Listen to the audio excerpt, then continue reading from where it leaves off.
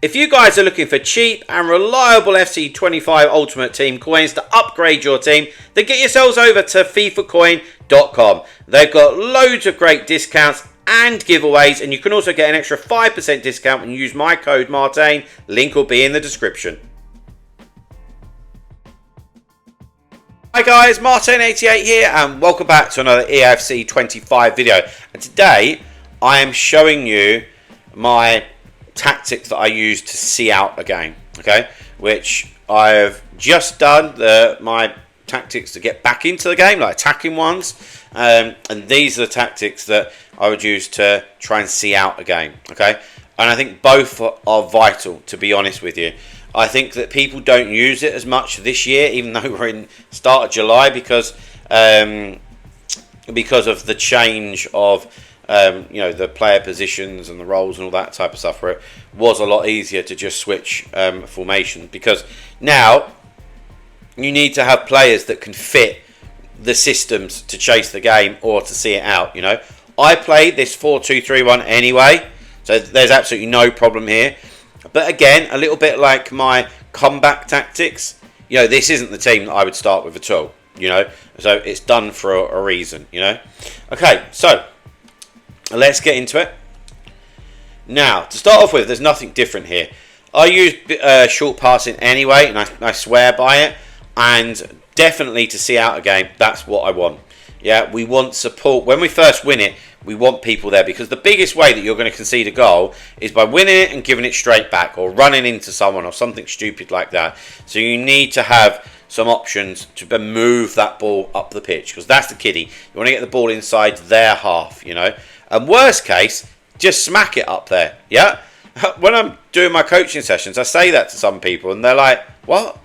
But it's better than losing the ball and conceding. If you feel that you're just so bogged down and there's nowhere to go, just launch it. Just launch it.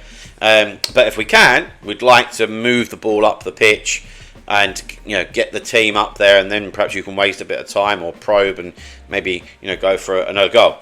Defensive approach is still going to be 95 and aggressive. We don't want to do that and become a sitting duck. They're just not going to work. Yeah. So yes, we want to keep a few more players back and be solid, but I don't want the depth to be going boom, boom, boom, boom, boom, boom, like this and just be a sitting duck. That's really not what we're about. Okay, player roles.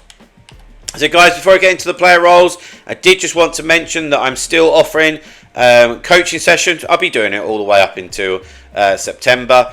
I think it's important for me to say that if you are somebody that would consider that and want some information, it doesn't matter to me that we're coming towards the end of FC25. Most of the stuff that I coach is what I call FIFA proof, yeah.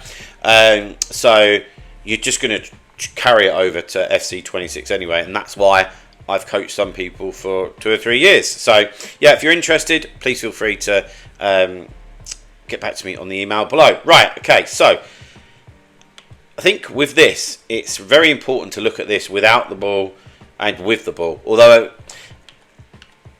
I feel like the with the ball scenario is probably more what it looks like without the ball, but whatever, if you can make head and tail of that. Anyway, 2 centre-backs, defender and defend, obviously. Left back and right back are still full back and balance. And you might be like, we're trying to see this out. Why aren't you going full back and defend? Because I don't like, you see where Beckham is now? I really don't like that. I feel like that is the retreating, and that allows them too much space. Don't need that. And also, you're going to have your 2 CDMs literally standing next to the 2 centre-backs. We don't need the full-backs there as well. Okay? Right, let's just go back. Then, the 2 CDMs. Now, I would replace these if you've got good ones. And the type of people that you want, they need to have a bit of pace. And stuff like relentless, anticipate. There's no good bringing some big bruiser on who's slow and clunky, because you want to be getting out, closing down, being in the way of the ball. The slower and more clunkier your CDM is that you're bringing on, well, the more time and space that your opponent has on the ball, and the more time and space he then has to play whatever pass that he wants to. And for me, that's not good news. Yeah.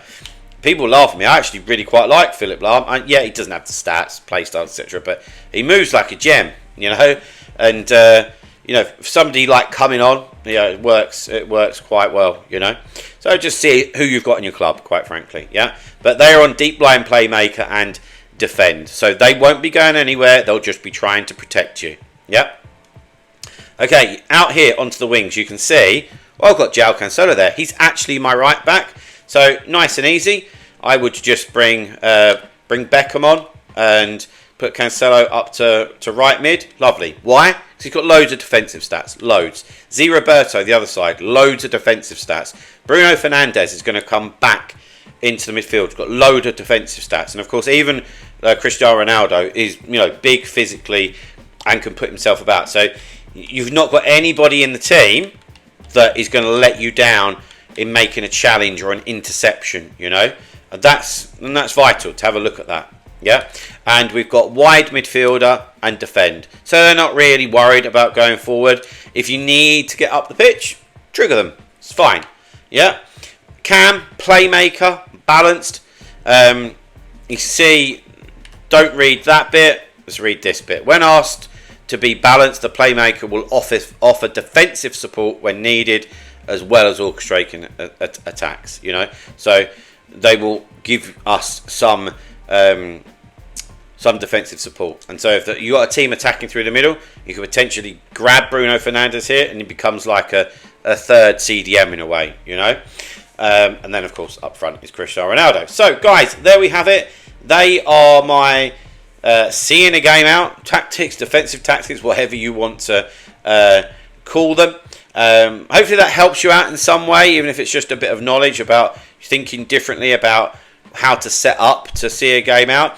Of course, if that has helped you, then drop a like on the video, subscribe to the channel if you haven't already, and I'll see you guys very, very soon. See you later, guys. Bye-bye.